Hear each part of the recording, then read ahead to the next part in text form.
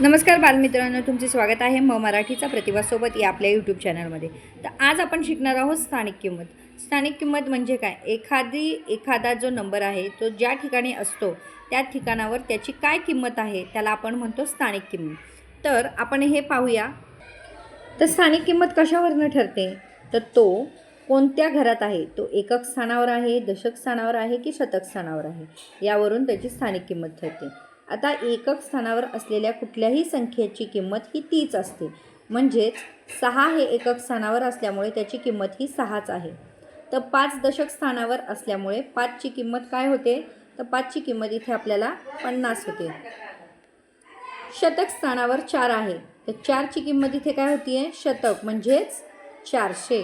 तर या पद्धतीने ज्या स्थानावर आपल्याला संख्या आहे त्या स्थानावर त्याची किंमत, ज्या स्थानावर संख्या आहे त्या स्थानावर त्याची किंमत ठरते।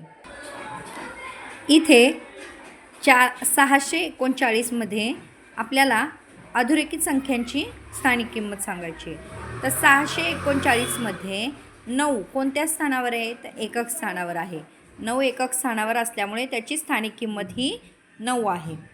त्यानंतर 0 कोणत्याही स्थानावर असला तरी त्याची किंमत ही तीच राहते। 5 कोणत्या स्थानावर आहे? एकक, दशक आणि शतक, त्यामुळे 5ची किंमत इथे झालेली आहे 500।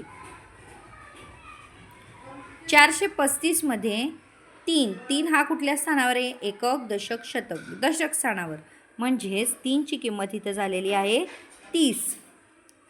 89 मध्ये 8 हा एकक आणि दशक स्थानावर असल्यामुळे 8ची किंमत इथं आहे 80।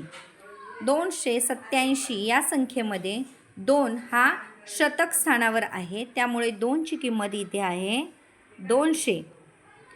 431 मध्ये एकक, दशक आणि शतक, 3 हा एकक दशक स्थानावर असल्यामुळे 3ची किंमत इथे आहे 30। 800 त्यामध्ये 8 हा शतक स्थानावर असल्यामुळे 8ची किंमत इथे आहे 800। 974 मध्ये 7 हा दशक स्थानावर आहे, त्यामुळे 7ची किंमत इथे आहे 70। 115 मध्ये 5 हा एकक स्थानावर असल्यामुळे 5ची किंमत इथे आपण लिहिणार आहोत 5। तर अशा पद्धतीने कोणती संख्या कोणत्या स्थानावर आहे याच्यावरून त्याची स्थानिक किंमत समजते।